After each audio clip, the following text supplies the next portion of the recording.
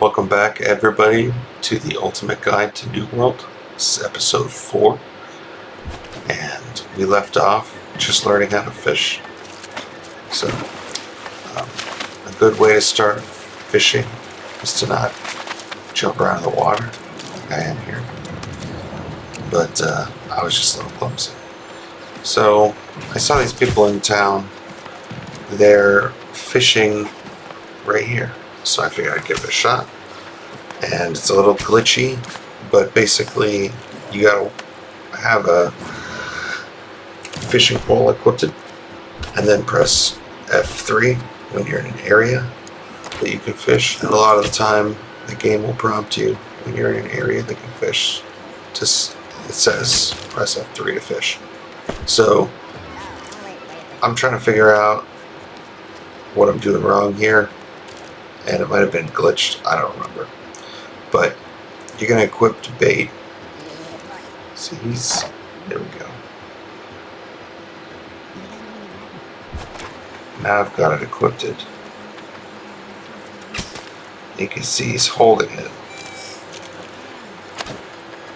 But it won't let me fish. And this is part of the reason why we do baiting.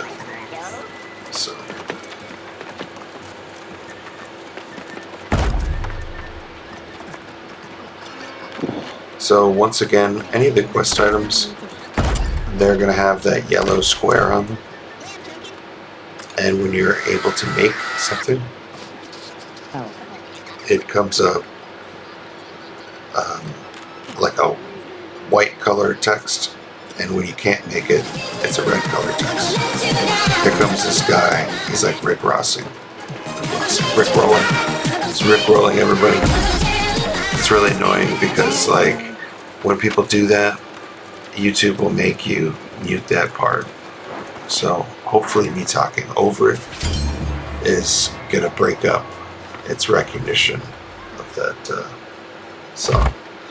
Also, I've sped up the footage here so that you don't have to watch, the entire thing at regular speed. Save some time. So we're at the town board. We've turned in our quests. We'll pick up the other ones that we can. See if we can make any space. At this point, I wasn't putting in enough into the storage shed as I should have been. And I didn't really think through at the time that it's not important that I have all my materials on me. Now at the main cities that are highly populated, like here at Westward, you're going to see a lot of people dueling outside or doing PvP. And obviously that's so that they can practice, but it looks pretty fun. I did end up dueling a guy, and I got my butt kicked, but that's because the way that I had spec'd my character with the equipment and my moves and everything was not intended for PvP. It was intended just to be firing a musket and whatnot. And it turns out that it's really difficult to shoot people up close with either a bow or a musket, a rifle. Obviously hitting somebody with a sword is going to be easier if they're close to you. I think what's most exciting about the musket is the range. The bow's got some range too, but it's just not the same.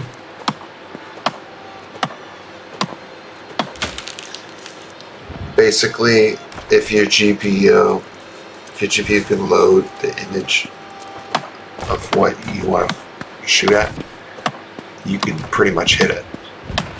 So that's pretty revolutionary for this game, where you've got to be standing next to somebody to hit them with a melee weapon, to shooting them high power damage from as far away as you can see.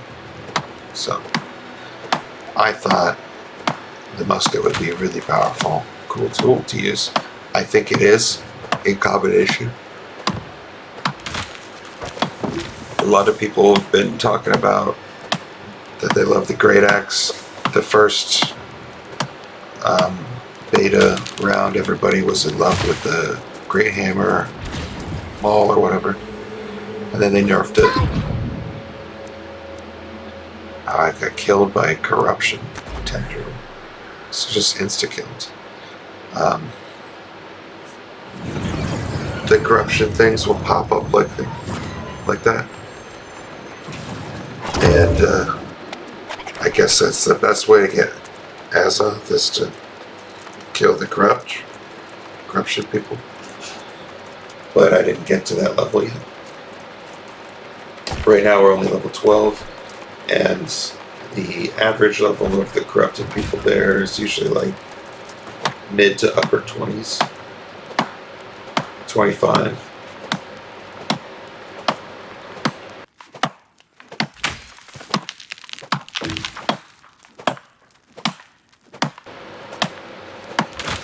So a lot of this episode is harvesting and crafting. But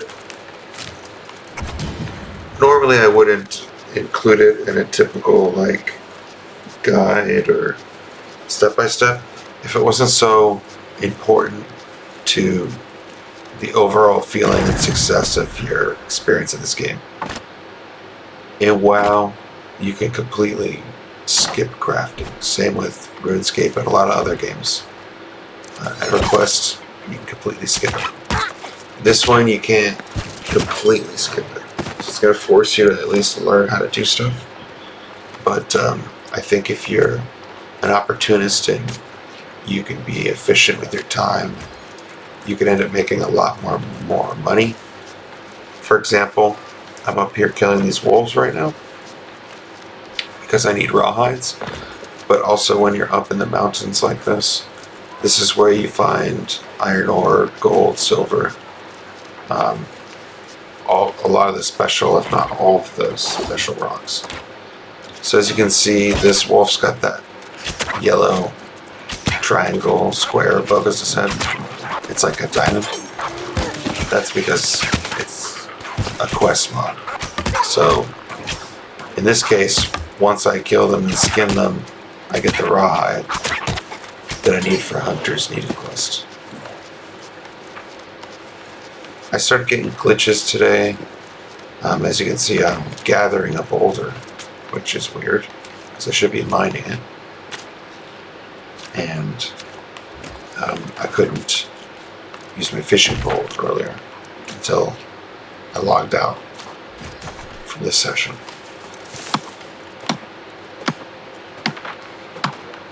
That's okay though. I'm not mad about it. It's all part of the beta testing process. Sometimes you get bugs. A lot of the time, the bugs are more cosmetic or just an inconvenience, and sometimes they're really like mechanically fatal bugs. Stuff that gets you killed, stuff that makes you get stuck, things that are frustrating, harder to fix. All of those things.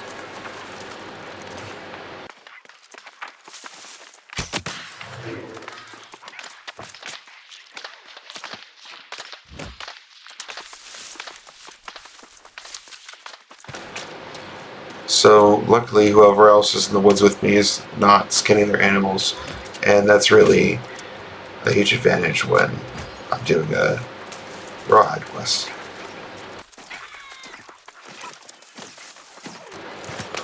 Typically speaking, somebody would be taking half the kills in the woods and then taking the pelts too.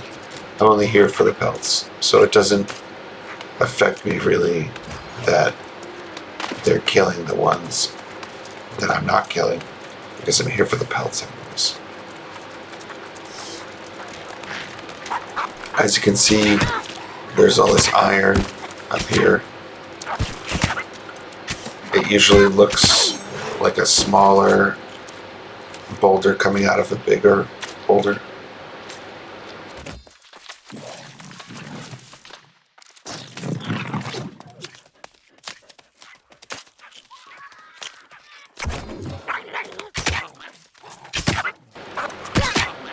Now in beta, a lot of people were complaining about the respawn rate.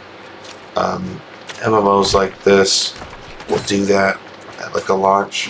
For example, World of Warcraft just recently relaunched Burning Crusade Classic. See this guy running up to get that iron. I'm going to grab this other one before he takes it. Oh, it's silver. And so, like I said before, it's weird that I'm gathering it. And it's still giving me mining XP. But anyways, they just re-added TBC Classic. So, I lost my train of thought.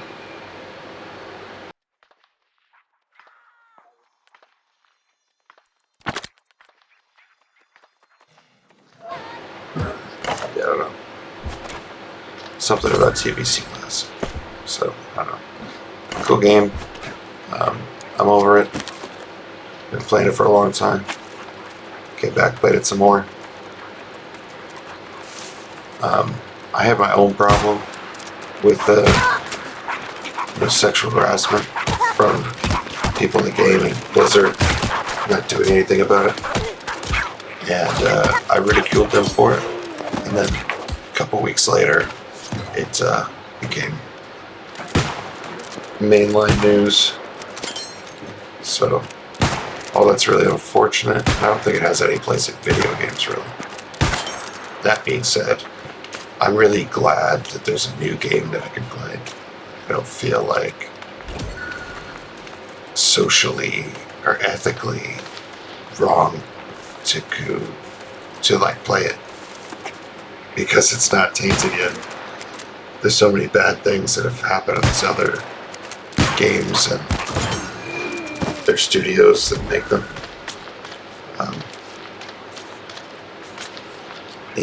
I'm not the biggest Amazon fan in the world, but it's nice to have some new options.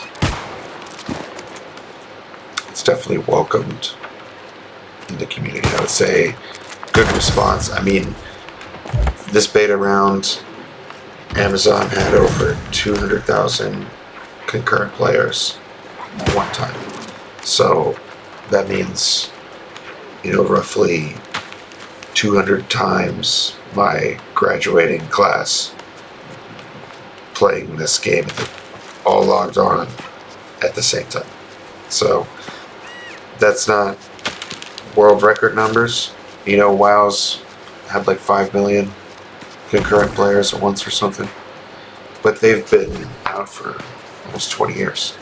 So for this game's beta to be hitting those numbers, almost a 250,000, I'm really excited about that. And then plus the background that that Amazon is integrated with Twitch, and this is all going to bounce traffic around. Like when I log into New World, there's Twitch integration, and I can stream directly from New World, I believe. I haven't tried that yet. It looks like you can. But that aside, Twitch has, like, if you have enough subscribers and stuff, they'll make you like custom store for Blacksmith, and that allows people to buy your merch and stuff, and you don't even have to know anything about merch. So that's really interesting. What I'm seeing in the future is that this game is going to be really big because Amazon's going to push it through Prime, because they've connected Prime to Twitch already, and now Twitch in this game. So they're going to push this game through Twitch and through Prime. A lot of people are going to download it. The only barrier is going to be the GPU and processor requirements to play the game. But a lot of people already have these computers for a couple of reasons. One, because of course everybody's trying to work at home. There's huge advantages to that. And the second one being, other than just playing other games and already having them, that people use these GPUs for mining. And although Ethereum's just been upgraded, and it's going to increase the difficulty until it stops mining in December, because the London EIP 1559, you're still going to be able to mine other stuff. So there's always going to be people buying GPUs or video cards, graphics cards, what do you want to call them, for different reasons. If you have one that's good enough to play this game, there's no barrier to entry. If you don't, you only have to spend a couple $100 more on like a more capable computer. So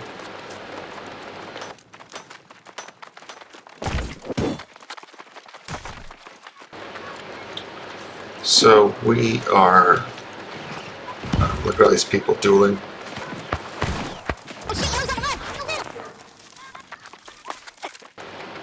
Seems pretty cool. I would have hung out longer, but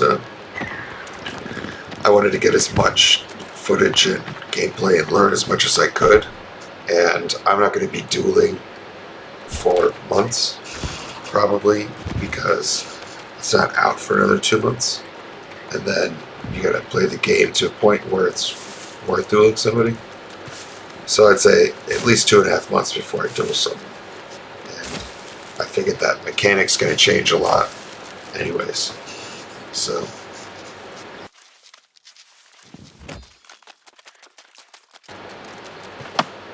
kind of heard that you just level up these characters, put all this time into it. It was like nearly 100 hours, and it's kind of like one of those Zen sandboxes where you like spend all this time making this mandala or something, some piece of art, and then you just erase it. And that's kind of like what beta is. You make this character and you level them up and you learn and you grow and then you just erase it. But part of that is a learning process, because knowing what I know now, this is my third character since the beginning of the first beta. So each time I get an opportunity to make a new character and start over, I do it different, knowing what I've learned from the first character. So this whole time, I've had this fishing quest available, and I didn't notice it until I see these other people over there and notice the quest marker above his head. But this is where the fishing quest is, where you need to collect bushes for wood lice. Hello, I'm Master Fisher Shields. Ahoy there! Before you get to the adventure and the glory, you'll need to learn how to fill your belly with the bounty of the sea. First, you'll need some bait. Some of the most readily available bait are wood lice, creepy, crawly creatures that live in bushes. The rest you can get through various other means.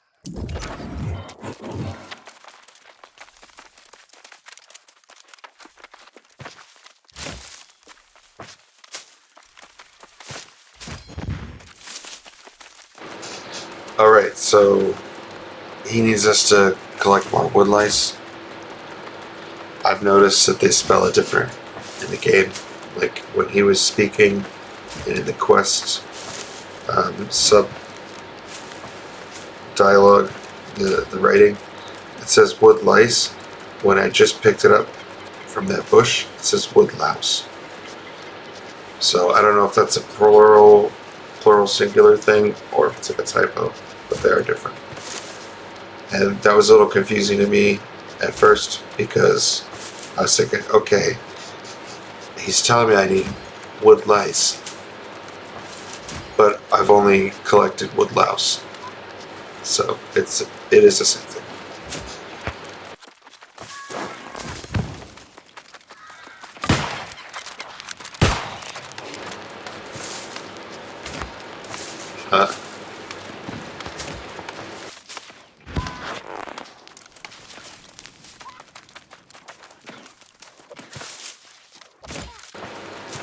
So you're probably going to have to collect a lot of bushes to get the 5 wood lice.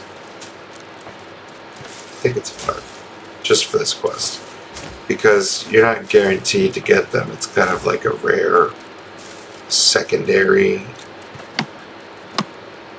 I was thinking maybe I get some from the dead tree, but I didn't. Just a lot of wood. So they definitely only come out of bushes.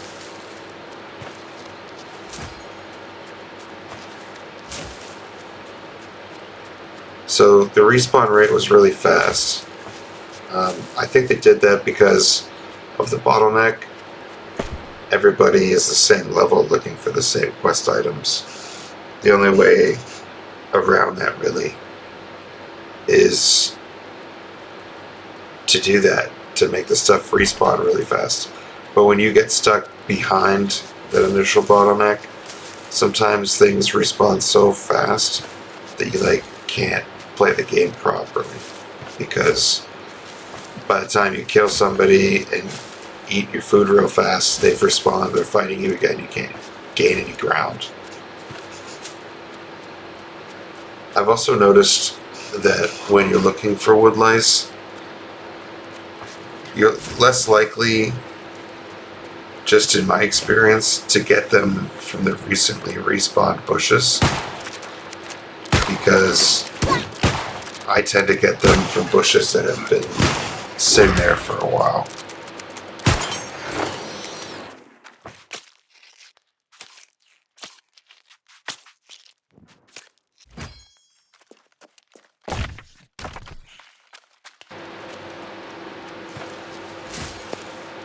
Yeah, and encumberment sucks.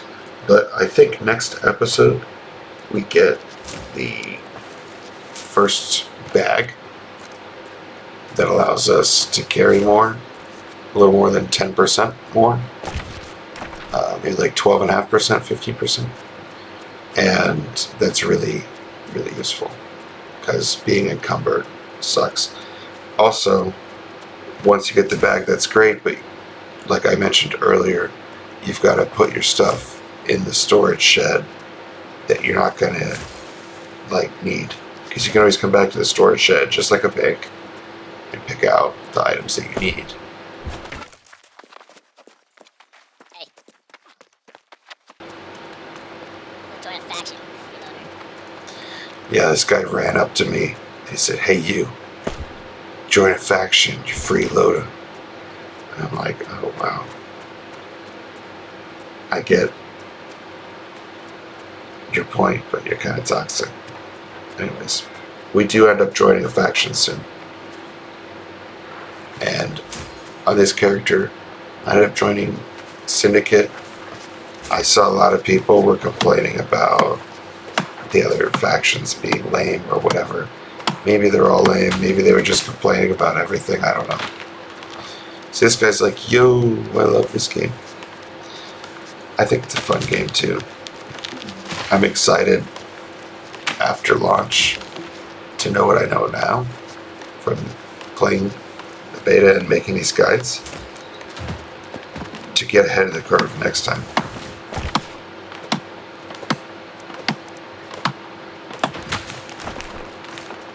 I don't know what it is with me and launch dates, but I always, stay up and get ready for the launch, and then they always end up being delayed, and I'll fall asleep and miss that whole initial rush, and then it just kind of kills the whole launch plan for you.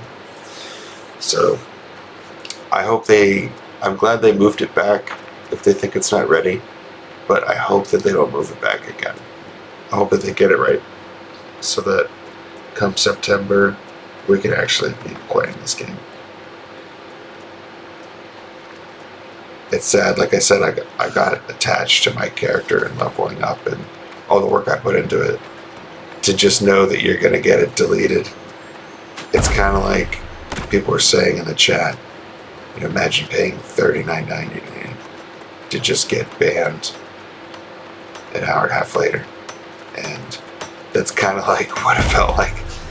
We build up our characters and then we get deleted. But it's all part of the process. Plus, there are people that already hit level 60. So, you want them to have to start over, because they're ahead of you. Competitive advantage is gone. So, acquiring and delivering oil. I saw a lot of people complaining about how they still have not mined a single oil or seen one, and they don't think it's in the game. And that's not true, because I have that on video, and I found and mined a bunch of them. And that'll be one of the later episodes. So it does exist. It is easy to find. I think that because it's called like seeping rocks, it's not called oil. And it's not like spraying out of the ground. It just looks like muddy rocks.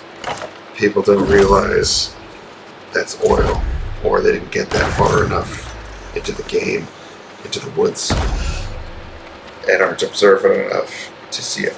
But that they are in the game. It is out there. So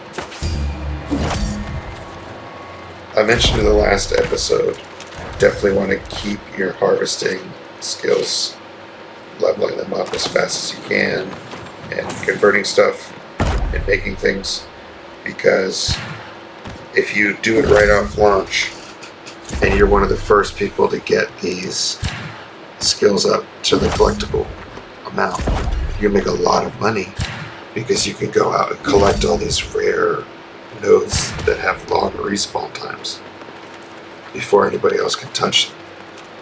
And not only do you get them first, but then you also get to put them on the market if you want. And it's kind of like a name your price thing. If somebody else has that much money and wants it, they'll buy it. So,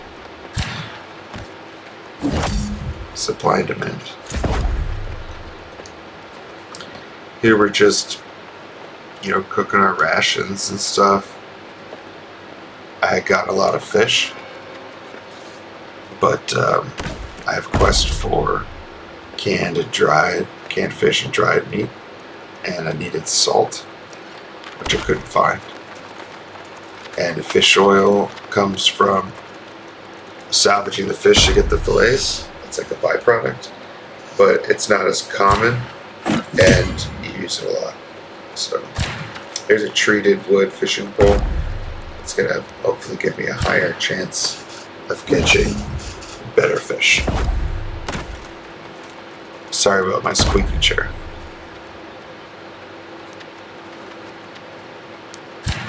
I get a better chair that doesn't squeak once I get 1,000 subs. I'll probably never get there just because everyone's like, dude, this guy's squeaky chair. Also, there's some interference noise in the background. I'm sorry about that. That's just my GPUs.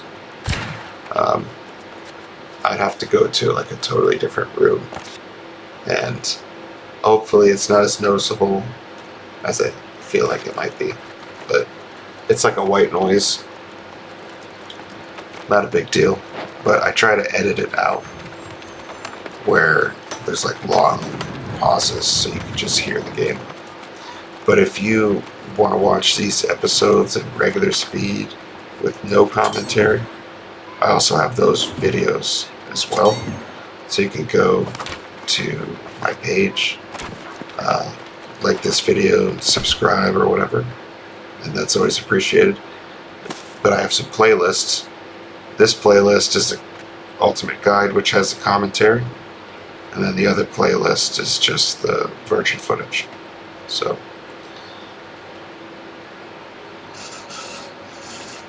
at this point, I still haven't really processed that I should just put everything in my storage shed. Can someone tell me how the die system works?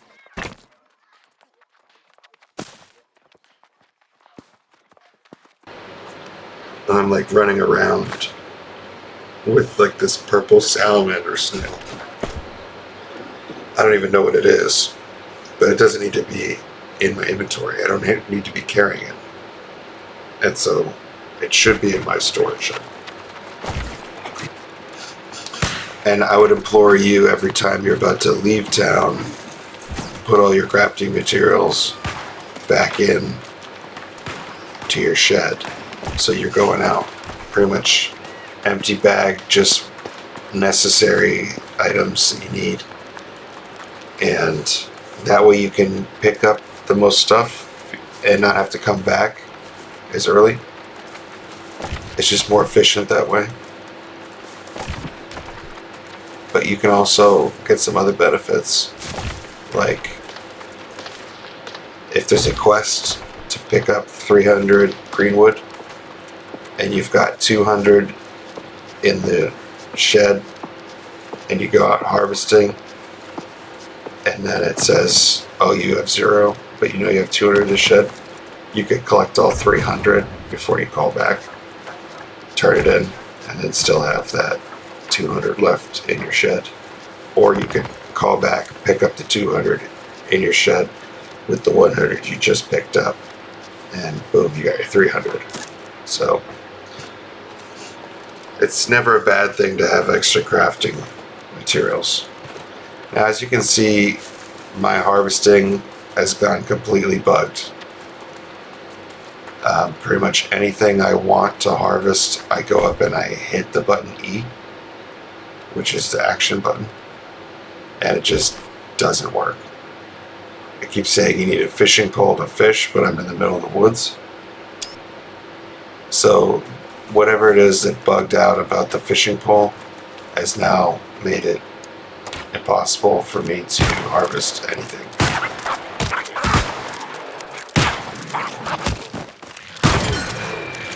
As you can see, the musket does a lot more damage.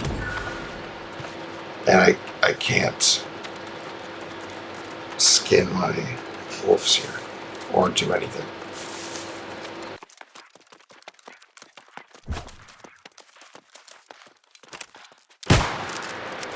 So that X is because it's broken. So you can salvage. I salvaged because it was flint, and I intend on making steel or iron. But you don't make it there. I'm pretty sure you make it at the craft table or crafting booth, bench, whatever you want to call it. So there's some silver.